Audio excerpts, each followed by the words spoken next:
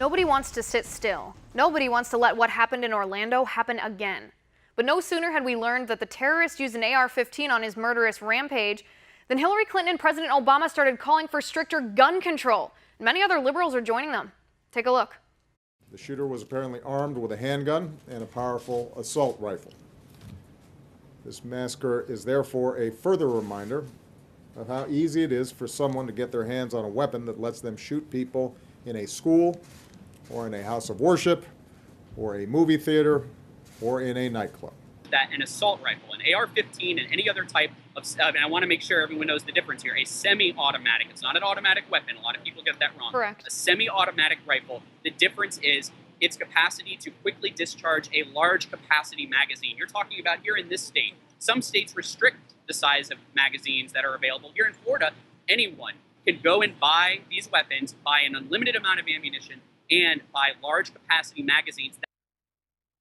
Joining me now is Second Amendment attorney and host of the Gun Law podcast, Alex Kincaid. Alex, good to see you. Good to see you. Thanks for having me. It's good to have you here. All right, we just saw that clip. That was Franco Ripple. We talked to him yesterday on the show. He's a Democratic media strategist.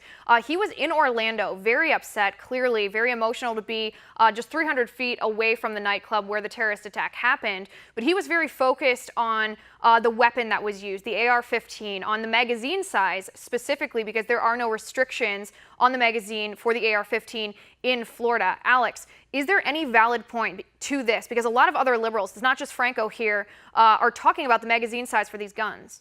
Right. And the problem we have is too many people who are fueled by emotion talking about things that they really don't know anything about. So number one, we also know at this point that it's not an AR-15. It was a Sig Sauer that was used. It was a black rifle. So liberals tend to throw this into the black rifle, scary rifle category. And they start talking about banning these and banning magazine capacity when this isn't the issue. We all know what the issue is. The issue is the criminal or the terrorist that is pulling the trigger, not the rifle. And for people to think that they can ban a certain type of firearm or certain magazines that will hold a number of bullets that they don't like is simply not logical. It is not going to address the problem. These people are dead set on killing us, and they will find a way to do it. They will use gasoline, they will burn us inside, they will, create an explosive out of fertilizer. We saw that years ago, didn't we? It doesn't matter if we implement more gun control laws. Right, because even Omar Mateen had other weapons, even reportedly explosives attached to him. He did use this rifle as his main source of killing, but if he didn't have that, I have no doubt that he would have used something else. Let me ask you this, Alex. So Omar Mateen purchased the guns legally just shortly before the attacks, actually. How did this happen, given that he'd been investigated by the FBI, given that he'd made comments to his coworkers specifically about radical Islamic propaganda, given the fact that he had some association, however little, to an American who went over to the Middle East to be a suicide bomber? How was he able to purchase these guns legally? Well, because our system is set up to protect the innocent. We don't accuse people or convict them unless there's evidence to do so. And obviously, the authorities did not believe that there was sufficient evidence to convict him of anything and to charge him with any kind of a crime. So, we have this thing in this country called the Constitution that protects we the people from an overreaching government. And I'm not just focusing on the Second Amendment. Let's talk about the protection we have of being innocent until proven guilty. So if people want to start convicting people when there isn't sufficient evidence and when we're not using the due process of law to allow people to come forward and defend themselves, we've got a bigger issue. This is not the solution to destroy the protections in our Constitution, not the Second Amendment and not any of the other amendments or protections that are in it. What is the solution then to prevent terrorists or wannabe terrorists or anybody who wants to kill? What's the solution to preventing people like Omar Mateen from getting their hands on guns while still protecting our right, yours and mine, our legal right to defend ourselves, to purchase whatever weapon we want to defend ourselves? Well, here's my question, and the question that I think a lot of other people have. Why are we watching people come into this country and train in this country? We know they're training here, and then we watch them kill us. Why don't we have a leader who's taking some kind of action against that instead of pushing a gun control agenda that isn't going to do anything? It didn't help to have gun control in France. It didn't help to have gun control in California, and it didn't help to have a gun-free zone in Orlando. That is not the solution. Let's focus on the problem. Let's have a leader who will focus on the problem and who will spend money to fight that problem and take some action against these terrorists. Right, I completely agree with you. I understand what you're saying, and I agree. But I also, while a problem is being fixed, or when a president is neglecting to do that, are there realistically and practically any legislative fixes, temporary or otherwise, that we can implement to stop these things from happening without infringing on our freedoms?